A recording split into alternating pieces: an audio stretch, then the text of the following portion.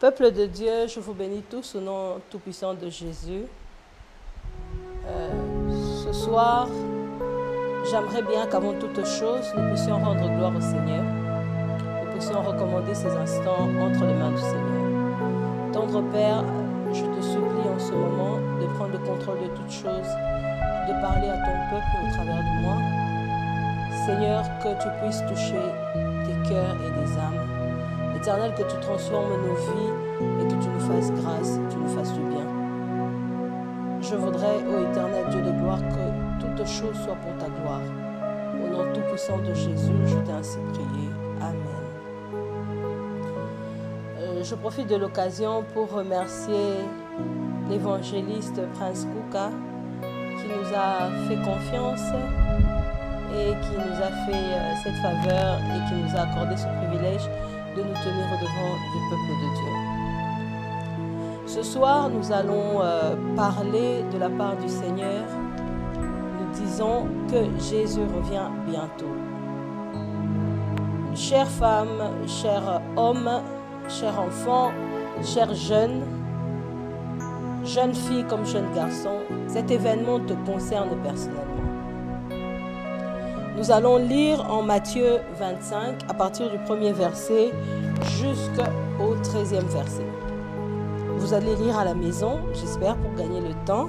La Bible nous parle d'un parabole sur l'avènement de l'époux. Il y a eu 10 vierges qui étaient en attente de l'époux. Mais il s'est passé des choses qui ont fait à ce que parmi elles, que certaines ne soient pas prêtes, que cette femme ou que ces femmes ne soient pas prêtes. Alors moi, je voudrais décortiquer les 10 vierges et dire que les 10 vierges représentent l'Église corps du Christ en général. On parle des vierges, ça veut dire que ce sont des femmes mises à part pour l'attente d'un époux. Elles se disent, entre guillemets, elles se sont mises à part pour attendre leur époux.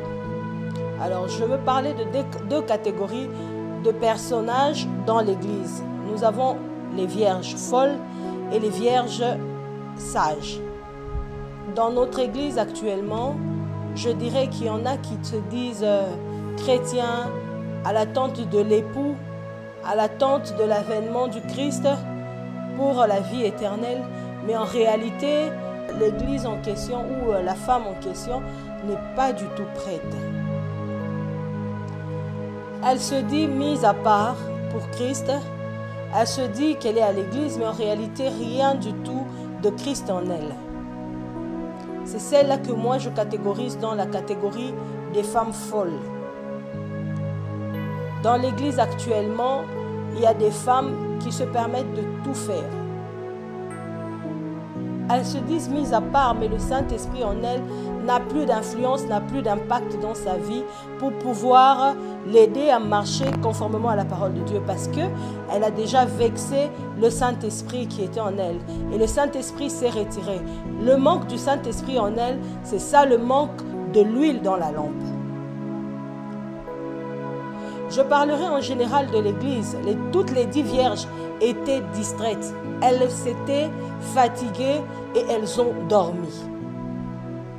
La Bible, quelque part dans la Bible, un autre parabole sur le propriétaire du champ. Pendant qu'il dormait, pendant que tout le monde dormait dans la nuit, c'est alors que le méchant est venu s'aimer de livrer parmi le blé. Pendant la nuit, il se passe beaucoup de choses. Mon frère, ma sœur, tu représentes l'Église. Je ne sais pas si toi, tu te représentes parmi les femmes folles, les vierges folles ou les vierges sages. Je vais droit au but, je vais directement dans mon message. Je voudrais te dire que si tu n'as plus le Saint-Esprit en toi, si tu n'arrives plus à craindre le Seigneur, si tu n'arrives plus à marcher conformément à la parole de Dieu, je te catégorise du côté des femmes folles qui n'ont plus d'huile dans leur lampe, qui ne marchent plus dans la crainte du Seigneur, qui n'ont plus le Saint-Esprit en elles, mais qui se dit vierge à l'attente de la venue du Christ. Toutes les vierges, elles s'étaient fatiguées et elles ont commencé à dormir. Pourquoi? Parce que l'époux tardait à venir. Beaucoup parmi nous se disent l'époux tarde à venir. Ils se sont lassés à cause de plusieurs événements dans leur vie. Il y a des situations assez compliquées qui font à ce que toi tu te lasses, que tu ne passes plus du temps dans la prière, que tu ne passes plus du temps dans la méditation, que tu ne passes plus du temps dans la crainte de l'Éternel. Tu es en train de te lasser. Tu abandonnes ta vraie identité. Tu abandonnes le zèle que tu avais pour l'œuvre de Dieu au départ. Tu abandonnes l'attachement que tu avais pour Dieu avant. Ma soeur, mon frère, tu te lasses. Pourquoi? Parce que tu te dis que Jésus tarde. J'aimerais te dire ce soir que Jésus est à la porte. Jésus revient bientôt. Comment te trouvera-t-il? Tu es dans la distraction. Le fait de dormir, de se fatiguer, ça signifie que ta vie chrétienne n'a plus d'impact. Ta vie chrétienne n'est plus vivante. Tu n'as plus Christ en toi. Tu n'es plus la même personne que le début de ta foi. Tu t'es lassé, tu t'es fatigué. Tu as abandonné ta foi à cause des circonstances difficiles dans ta vie, à cause de la disette, à cause de la médiocrité dans ta vie, à cause des maladies, à cause de la stérilité, à cause du manque de mariage, à cause d'un échec quelconque. Ma soeur, mon frère, l'objectif principal, c'est hériter la vie éternelle. J'aimerais te dire que ça ne servirait à rien de gagner le monde entier, mais de perdre son âme. Est-ce que si tu n'arrives pas à craindre le Seigneur maintenant, à marcher conformément à la parole de Dieu, parce qu'il y a certaines choses qui sont difficiles devant toi, tu n'arrives pas à craindre Dieu, parce qu'il y a certains compromis, parce qu'il faut faire certaines choses mauvaises pour pouvoir vivre ou survivre. Imagine-toi en toi. La Bible déclare qu'en ce jour-là, en enfer, il y aura des crises et des grincements des dents. Est-ce que tu sauras tenir l'enfer? Tu sauras tenir en enfer. Vaut mieux vivre dans la disette, vivre dans la maladie, vivre dans la souffrance actuellement, accepter cela, mais préserver sa foi, préserver sa communion avec Dieu, préserver son attachement à Dieu, préserver sa robe, que d'avoir à gagner toute la terre, les biens matériels, tout ce que tu peux t'imaginer actuellement, mais de perdre son âme. D'hériter, au lieu d'hériter la vie éternelle, la mort à jamais. Dans le feu éternel. Imagine-toi, mon frère, ma soeur. J'aimerais te dire de te lever. Je te supplie maintenant, réveille-toi, ne dors plus. Lève-toi, continue à t'attacher à Dieu. Quelles que soient les embûches, quelles que soient les embuscades sur ce chemin. Ce chemin n'est pas facile. Ce chemin n'est pas du tout facile. Il y a les tribulations, il y a les peines, il y a ceci ou cela. Persévère, tiens bon, ne dors pas, ne te relâche pas, ne perds pas le bon sens, ne perds pas ta communion avec Dieu, ton amour pour Dieu au départ. Tu n'as plus d'amour pour ton prochain. La Bible englobe 2 commandements seulement. Tu aimeras ton Dieu de toute ton âme, de toutes tes pensées, de toutes tes forces. Tu aimeras ton Dieu de tout ton être. J'aimerais te demander, est-ce que tu continues à aimer ton Dieu comme au départ, comme au premier jour, comme dans tes débuts de la foi, où tu te relâchais? Pour un rien, tu relâches l'amour pour Dieu. Tu aimeras ton prochain comme toi-même. On retrouve dans l'église maintenant des empoisonnements, des gens tuent les autres, des critiques, de la haine. On retrouve toutes sortes de mauvaises choses à l'église. On retrouve toutes sortes de mauvaises choses à l'église. L'impureté sous toutes ses formes. On les retrouve dans l'église. Pourquoi? Parce que les humains ont abandonné la première foi. Leur début de foi a changé complètement. Ils ont tordu la parole de Dieu. Sachez très bien que Jésus reviendra et il reprendra son église qui sera sans ride ni tache. Est-ce que ta robe est blanche? J'aimerais te dire, cette affaire te concerne. Quel que soit l'âge que tu as, quel que soit le sexe que tu es, cette affaire te concerne. Jésus revient bientôt. Tu peux te dire, je suis une femme, je ne pourrai pas, tu peux. Il y en a qui continuent à garder la foi en eux, qui continuent à garder la crainte de Dieu, mais qui n'emmènent pas des âmes. Ils sont tellement égoïstes qu'ils gardent cela que pour eux-mêmes. Souvenez-vous de Jonas. que Jésus ou que Dieu a envoyé vers la ville de Ninive, quand il a dérapé, le Seigneur l'a fait tomber dans la mer et il s'est retrouvé dans la bouche du poisson. Aimerais-tu que ce jour-là, Jésus te dise, je ne t'ai jamais connu. Que tu dises, j'ai prêché, j'ai parlé de toi. Et que Jésus te dise, je ne t'ai jamais connu. Je n'aimerais pas être à cette place. Je te supplie, Jésus, d'écrire mon nom dans le livre de vie. Chers frères et sœurs, gardez vos huiles dans vos lampes. Afin que quand l'époux reviendra, que tu ne sois pas distrait à rentrer chercher de l'huile, à aller commander de l'huile vers les autres qui ont leur huile, qui ont bien préservé leur huile. Elles te diront, on n'en a pas assez pour toi. Va vers ces personnes-là qui vendent de l'huile afin qu'ils t'en vendent et que tu reviennes. Mais ça sera trop tard parce que la porte sera fermée. Et quand tu frapperas à la porte, le Seigneur te dira, je ne t'ai jamais connu. Craignons le Seigneur. Continuons à aimer le Seigneur. Continuons à nous donner en sacrifice vivant pour la gloire du Seigneur. Je sais que la vie n'est pas facile. Mais le royaume des cieux appartient aux vaillants. C'est ce que la Bible dit. Dépouillons-nous de tout ce qui est œuvre du monde de ténèbres, tout ce qui est œuvre de la chair. Efforçons-nous et craignons le Seigneur. Marchons conformément à la parole de Dieu. Craignons le Seigneur. Pendant que tu t'assoupis, pendant que tu dors, le diable vient s'aimer en toi une grande distraction. Nous sommes tout le temps devant les télés, dans l'internet, nous sommes tout le temps dans les réseaux sociaux, dans des distractions bêtes et vaines. Maintenant, réveillons-nous. Nous sommes distraits et le diable est tellement rusé qu'il sait comment nous amadouer, comment détourner notre regard vers des futilités, comment retourner notre regard vers des choses qui ne sont pas importantes, vers ce qui n'est pas utile, vers ce qui n'est pas l'objectif. J'aimerais te dire, mon frère, lève-toi, réveille-toi d'entre les morts. Christ t'éclairera. Lève-toi, prends une nouvelle décision, lève-toi et marche à nouveau avec Christ. Continue de craindre le Seigneur. C'est vrai que quand on a notre baptême, quand on croit au Seigneur Jésus, nous avons l'assurance du salut à cause de l'œuvre de la croix de Golgotha. Mais j'aimerais te dire que tes œuvres t'accompagneront. Tes œuvres t'accompagneront. À chacun on donnera selon ses œuvres. Ne dis pas qu'il ne revient pas bientôt et que cette histoire ne te concerne pas. Ça te concerne particulièrement, mon frère et ma sœur. Ça te concerne particulièrement toi, mon frère. Jésus est encore à la porte, il t'envoie comme cette personne qui s'était levée, qui a crié tout haut. L'époux est en train de venir, l'époux est arrivé et les femmes se sont levées. C'est comme ça que maintenant, il m'envoie ce soir pour te dire qu'il revient bientôt, qu'il est déjà à la porte, qu'il revient très bientôt. Lève-toi. Et même s'il tardait encore, est-ce que tu connais le jour de ta mort? Est-ce que tu connais de quoi est fait ton lendemain? 1 minute après ces instants, 2 minutes après ces instants, cette nuit, tu sais ce qui va t'arriver? J'aimerais te dire de te préparer à la rencontre de l'époux, de garder ta robe pure, de ne pas te souiller. Dans l'église maintenant, on retrouve l'adultère, on retrouve l'impudicité, ça devient normal.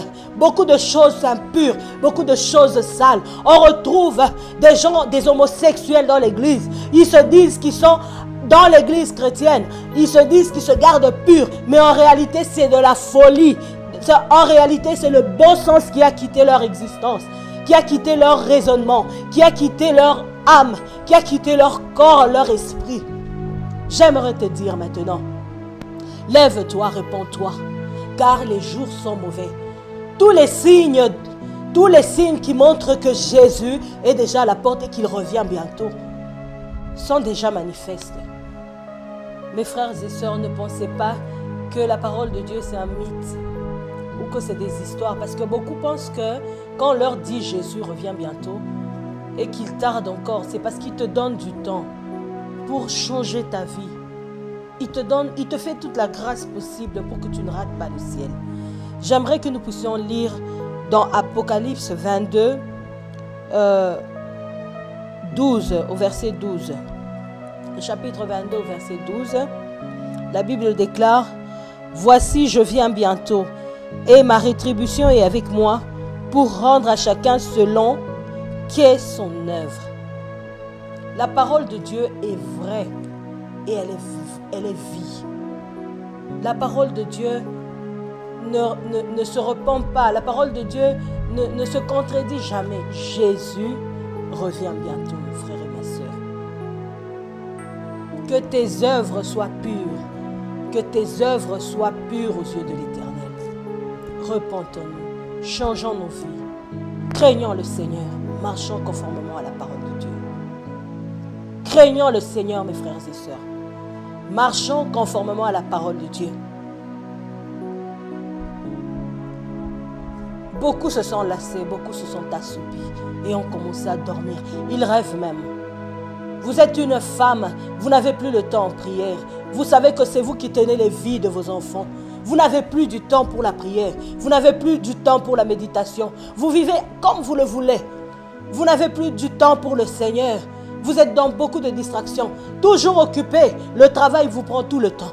Le ménage vous prend tout le temps. Ma sœur, je te dis que cette affaire te concerne. Lève-toi maintenant. Lève-toi et agis. Lève-toi. Bondis d'un bond saut. Lève-toi. Arrête de rêver. Arrête de dormir. Je te supplie du fond de mon cœur. Je te demande, ma sœur. Je te supplie avec tout l'amour que j'ai pour toi. Lève-toi. Apprenons à aimer notre prochain comme soi-même. Comme nous-mêmes nous nous aimons. Aimerais-tu que des gens te critiquent? Aimerais-tu que des gens te haïssent? Aimerais-tu que des gens te fassent du mal ou fassent du mal au tien plutôt? Aimerais-tu que des gens fassent du mal à tes enfants? Aimerais-tu que des gens te fassent du mal ou fassent du mal à ton mari? Ou à tes soeurs, à tes frères ou à tes parents? Nous sommes là, nous nous disons que nous sommes chrétiens, mais en réalité nous ne craignons pas Dieu. Il faut voir comment des gens vivent maintenant dans leur couple. Il faut voir comment des gens vivent maintenant en famille. La vraie chrétienté, c'est dans ton fort intérieur. Ce n'est pas la piété que tu montres aux yeux et vus de tous à l'église. Non, c'est ce que tu vis au quotidien. La façon dont tu marches. Rien n'est caché aux yeux de Dieu. Tout est à nu aux yeux de Dieu. Tout est à nu aux yeux de notre Seigneur Jésus-Christ. Marche conformément à la parole de Dieu. Crains le Seigneur. Garde ta robe pure. Garde ta robe blanche. Afin que quand l'époux reviendra, qu'il te trouve sans rides et sans tache. Et que tu ailles à sa rencontre. Et que tu hérites de la vie éternelle. Et qu'il ne te dise jamais, qu'il ne te dise pas que je ne t'ai jamais connu. Tu m'as appelé Seigneur, Seigneur. Tu as parlé de ma part. Tu as chanté pour moi. Mais je ne t'ai jamais connu. Restons attachés à Dieu. Marchons dans la parole de Dieu. Craignons le Seigneur. Ne nous compromettons pas par rapport à la parole de Dieu. Ne changeons pas la parole de Dieu. Nous n'avons pas le droit d'adapter la parole de Dieu à ce que nous pensons et ce que nous voyons, ce que nous imaginons dans nos cœurs. Craignons le Seigneur, marchons conformément à la parole de Dieu. Là, j'ai parlé pour l'Église. Nous avons dans l'Église deux sortes de vierges. Deux sortes de vierges, les vierges sages et les vierges folles.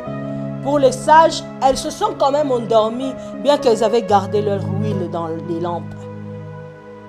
Tu peux continuer à craindre Dieu, mais tu te lasses. Tu n'as plus le zèle que tu avais. Tu n'as plus l'amour que tu avais pour Dieu. Ne dors pas, parce que pendant que tu dors, l'ennemi viendra s'aimer des choses en toi. Lève-toi, lève-toi. Passe du temps dans la prière. Passe du temps dans l'attachement à Dieu. Passe du temps dans la méditation de la parole de Dieu. Passe du temps dans la pratique de la parole de Dieu.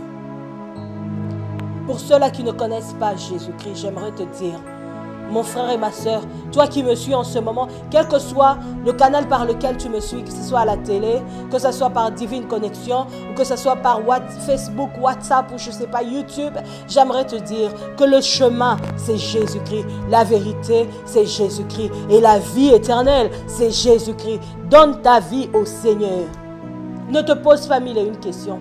Accepte le Seigneur Jésus-Christ comme ton Sauveur et ton Seigneur. Le reste, il prendra soin de ça. Le reste, il prendra ça en charge. Ne te pose pas de questions. Ne te dis pas, je suis tellement sale. Je suis tellement dans la boue. Je suis tellement dans la saleté que je ne peux pas me rapprocher de lui. J'aimerais te dire, mon frère, rattache-toi. Accepte Jésus comme ton Seigneur et ton Sauveur. Donne ta vie à Jésus, car les jours sont mauvais.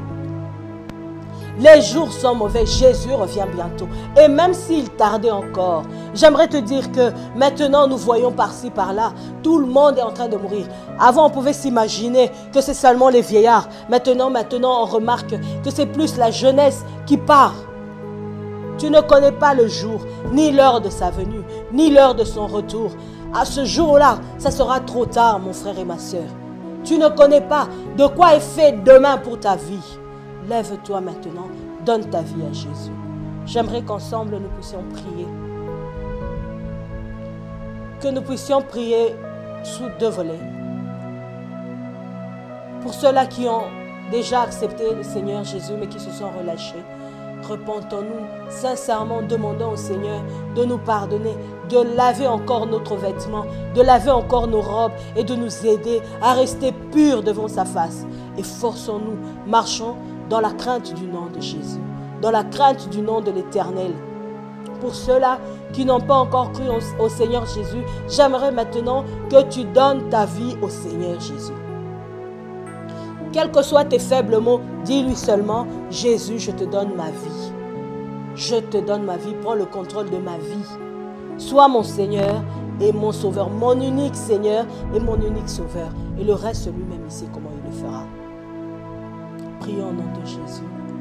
Tendre Père, je te bénis pour ces instants que nous avons passés dans ta présence. Éternel, je viens te recommander ton peuple, saint des saints. Je te supplie pour ceux-là qui ont abandonné leur foi, pour ceux-là qui ont rétrogradé, pour ces femmes, pour ces vierges de l'Église qui ont abandonné leur foi, qui n'ont pas pu mettre de l'huile dans leur lampe. Seigneur, accorde-leur ta grâce, pardonne-leur leurs péchés, Seigneur éternel. Fais-leur grâce, donne-leur la force de se tenir encore dans ta présence, donne-leur la force de craindre encore ton nom, donne-leur la force d'avoir encore le zèle pour toi, l'amour pour toi, l'amour sincère et vrai, l'amour pour leur prochain. Car Jésus, le jour où tu reviendras, ô Dieu de gloire, ça sera terrible, ô Dieu de bonté. J'aimerais que toutes ces âmes héritent de la vie éternelle. Je te supplie pour ceux-là qui ne te connaissent pas, que cette parole puisse frapper dans la porte de leur cœur, que cette parole puisse frapper à la porte de leur cœur, et qu'ô Dieu de gloire, qu'ils ouvrent les portes de leur cœur, que ces personnes ouvrent les portes de leur cœur et qui t'acceptent comme Seigneur et Sauveur. Éternel, fais quelque chose dans leur vie. Éternel, entre dans leur vie.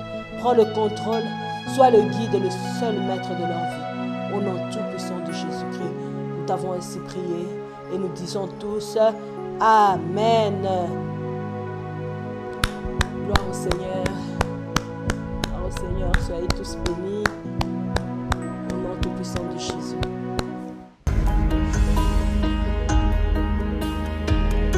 Hello, hello. Bonjour mes bien-aimés dans le Seigneur.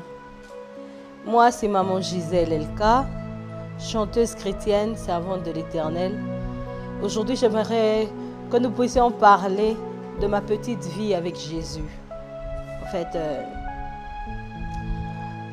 je suis dans la trentaine, je ne dirai pas mon âge, mais j'ai vécu beaucoup de merveilles avec l'Éternel que je me suis décidée de le partager avec quelqu'un. Sûrement, ça pourra édifier quelqu'un, ça pourra réconforter quelqu'un, ça pourra donner la force à quelqu'un. Je suis née comme toute petite fille, j'ai grandi normalement, mais il y avait quelque chose, un déclic en moi dès le très jeune âge. Je crois que j'étais en 3e primaire. Si je ne me trompe pas, 8 ans. J'étais déjà chanteuse, j'écrivais des chansons. À l'époque, on allait à l'église avec les parents, je chantais à la chorale, avec mes sœurs et frères, mais moi, j'avais vraiment une passion très différente pour les choses de Dieu. Quand j'ai eu mes 14 ans, le Seigneur a permis que je me fasse baptiser parce que j'étais déjà dans une église de réveil. Quelque part, je suis à Kinshasa, en RDC, mais à l'époque, j'étais dans une ville d'une des provinces de mon pays et je me suis fait baptiser. Je me suis donné à Dieu avec dévouement, avec mon cœur, avec tout le zèle et tout l'amour possible. Et mon père, c'est un ingénieur civil. Mais il s'est fait qu'il y a eu beaucoup de situations qui avaient basculé dans notre vie, dans notre famille, quoi. Il avait perdu son travail, tout était assez compliqué, on a dû changer de ville, tout était compliqué. Alors, dans les débuts de ma foi, je suis passée par une très forte épreuve. C'est que j'aime beaucoup mon père. Je l'aime tellement fortement que j'ai vu mon père tomber malade, faire une crise d'AVC. À l'époque, je n'avais que 14 ans. Mais il s'est fait que 2 mois avant qu'il ne tombe malade, le Seigneur me l'a révélé. J'étais dans les débuts de ma foi. J'ai prié, mais peut-être pas assez. Je ne savais pas comment m'y prendre, mais j'en ai quand même parlé à mes parents. Le rêve que j'avais eu était tellement traumatisant que j'en avais parlé à ma famille. Et mon père est tombé malade. J'ai dit au Seigneur, j'aimerais voir mon père vivant jusqu'à ce que moi j'aurai des enfants, jusqu'à ce que moi je serai mariée, jusqu'à ce qu'il voie Kokonae, qu'il voie ses petits-fils. Et le Seigneur m'a fait grâce. Il a exaucé ma prière. Ça fait plus de 20 ans que mon père est en vie, bien qu'il soit paralysé, mais au moins l'Éternel m'a accordé cette grâce de continuer à le voir vivant. Ça, c'est parmi les premiers témoignages. Alors, pendant que mon père est tombé malade, tellement que je l'aimais beaucoup, ça m'a aidé à plus m'attacher à Dieu, tout en demandant l'aide et le soutien de Dieu pour la guérison et la survie de mon père. Mais en entre-temps, la vie était devenue très dure. La vie était devenue très dure parce que c'était seulement maman qui devait assumer nos charges. Et on est 8 enfants, c'est pas facile, ça n'a pas été facile. Alors ma mère ne comprenait pas trop l'appel que j'avais en moi. Je devais servir Dieu par le chant, évangéliser, adorer Dieu, mais par le chant. Alors c'était vraiment ça la barrière, pas du tout facile. J'ai eu toutes sortes de punitions par rapport au service de Dieu. Et personne ne me donnait la chance de réussir dans la vie. Mais Dieu m'a fait grâce. Aujourd'hui, j'ai fini mes études universitaires, je suis juriste. Je continue à servir Dieu. Je suis en train de travailler sur un maxi-single qui sera bientôt lancé sur le marché. Mais si vous tapez sur YouTube ou Facebook, vous verrez déjà mon Gisèle LK quelques chansons. Donc le Seigneur m'a donné de la détermination. Il m'a fait grâce de tenir bon. Et il m'a accordé sa grâce. En fin de compte, je me suis mariée. C'était pas facile en entre-temps de travailler parce que j'ai combiné à l'université le travail pour que j'arrive à me payer mes études. Le travail, les études et le service pour Dieu, ça n'a pas été facile. Mais je l'ai fait. Je me suis vidée. Il y avait des fois, je n'avais pas du temps pour moi-même, mais je l'ai fait avec amour. Et cela paye. Je vous dirai dans la suite de mon témoignage comment ça payait. Mon frère et ma soeur continuent à servir Dieu. Il est tellement bon. C'est l'œuvre de l'Éternel qui te bénira. C'est vrai et c'est réel. Alors, après mon mariage, Dieu m'a fait grâce. J'ai rencontré un bon monsieur, un très bon mari que le Seigneur m'a donné.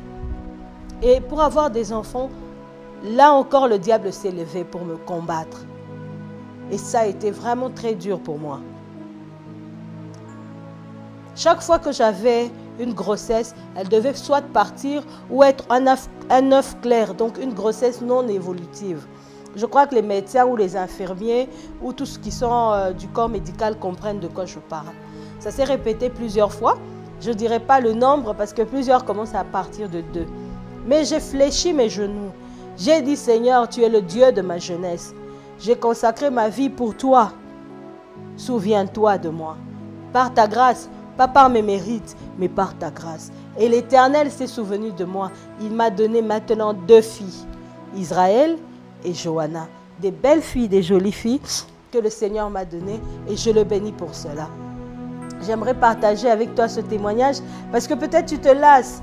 Tu as dit, tu as trop prié, tu t'es trop donné pour Dieu, il n'y a pas de résultat. Le Seigneur va bientôt. Il a déjà agi. Il reste juste que tu voies cela, que tu le palpes de tes doigts. Et seulement la foi continue de croire.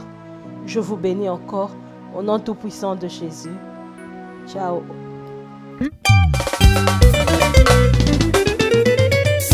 Vous irez de succès en succès, de gloire en gloire.